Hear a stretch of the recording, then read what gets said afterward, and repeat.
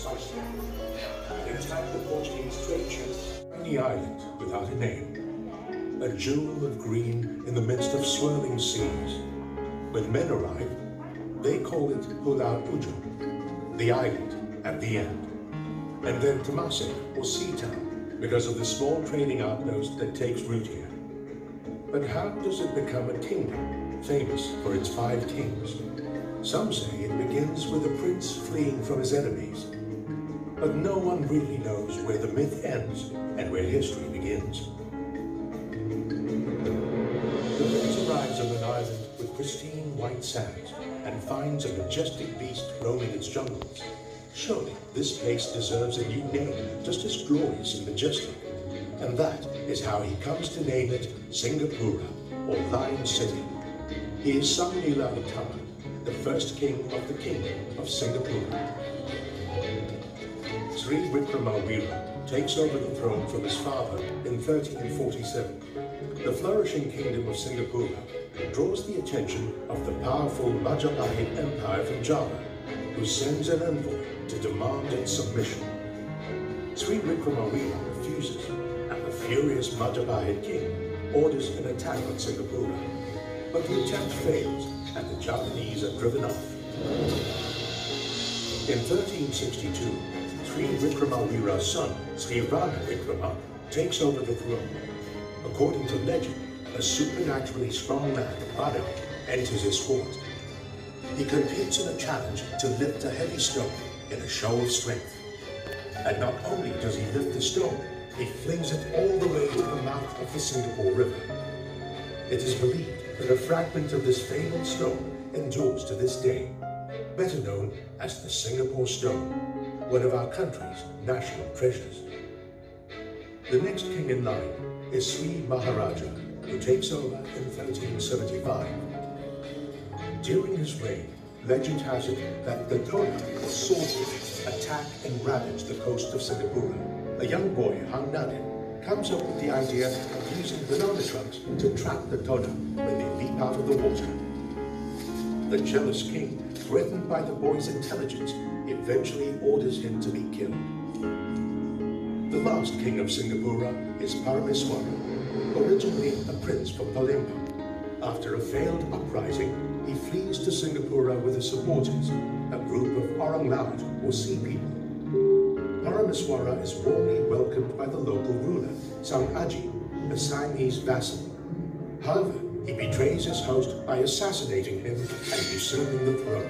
The murder of Sang Aji angers the Siamese, who invade Singapura, leading to the fall of the Kingdom of Singapura in 1399.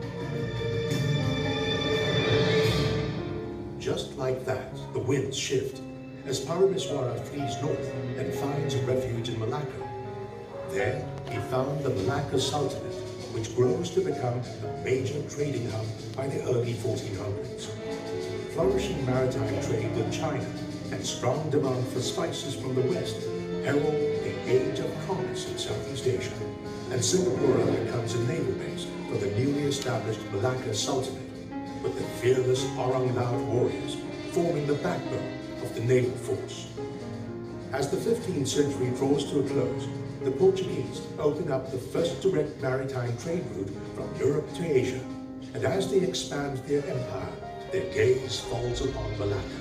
In 1511, the Portuguese attack and capture Malacca, leaving Singapore as one of the bases from which the Sultanate launches attacks on the Portuguese.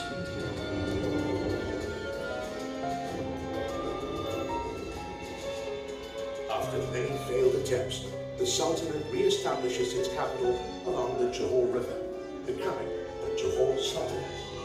And Singapore takes on a new role as a trading outpost for Johor's riverine economy. By the end of the 16th century, another Western power sweeps into the region, as the Dutch challenge the Portuguese over control of the spice trade, and attack the Portuguese trade ship Santa Catarina in 1603 off the coast of Singapura. The region turns into a hotspot for conflict as alliances shift and break. The Portuguese and Johor Sultanate forge a peace agreement in 1610, but this peace is short-lived. The alliance angers the Archipelago, who attack and burn down Singapore in retaliation, leaving it in ruins. And Singapore sinks into obscurity as the Malay archipelago becomes an arena for European contestation over the next 200 years.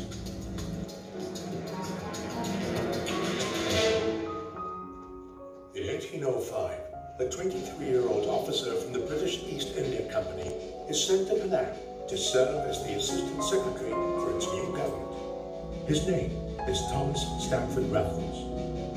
By 1818, Raffles has become the Lieutenant Governor of Bencoolen and is concerned over Dutch dominance in the region. Accompanied by Major William Farquhar, the resident of Malacca, Raffles leads an expedition to find a suitable location near the southern end of the strait for a British port. The expedition reaches Singapore, docking in its waters off St. John's Island in January 1819. On 6th February 1819, Raffles signs a treaty with the Temenggong and Tunku Hussein Shah, which allows the British East India Company to establish a trading post in Singapore. When Raffles first arrives, there are already hundreds of indigenous Malays and Orang Laut living here, and many more soon make their way to Singapore from the region. The establishment of a free port in Singapore draws an influx of migrants in search of new opportunities. They bring their heritage, language, and lifestyle practices with them, turning Singapore into a vibrant and culturally diverse trading hub. From coolies to merchants, from convict laborers to philanthropists, these enterprising pioneers lay the foundations for modern-day Singapore. However, as the population surges, living conditions become overcrowded and rife with diseases. Impoverished laborers turn to opium, gambling for solace, and secret societies grow in power. Crime and violence mar the young colony. As the 20th century unfolds, investment in education and public health gradually raises the overall standard of living in Singapore. With increasing affluence, a new middle class emerges. More English-educated locals take on leadership roles in government and society. The people in Singapore are starting to take their destiny into their own hands. However, storm clouds are gathering around this vulnerable island. Just as powerful forces around the world shaped its history, the winds of change will soon engulf Singapore again.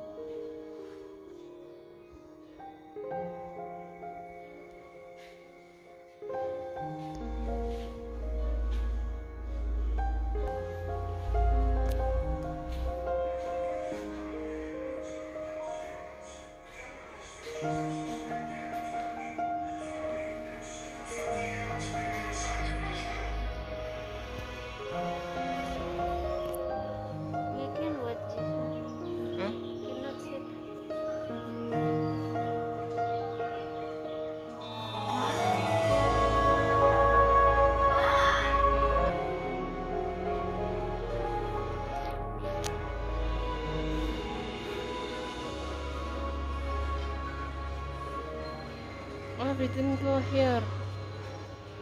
We didn't go here.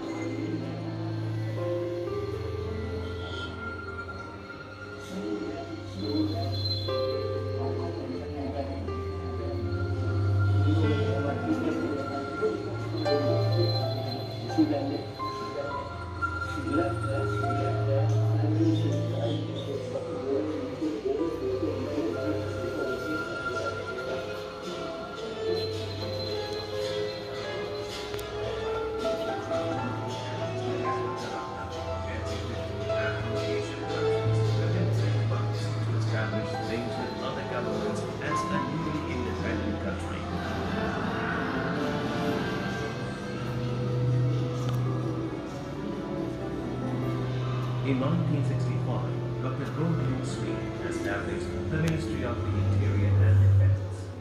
As the Minister for Defense,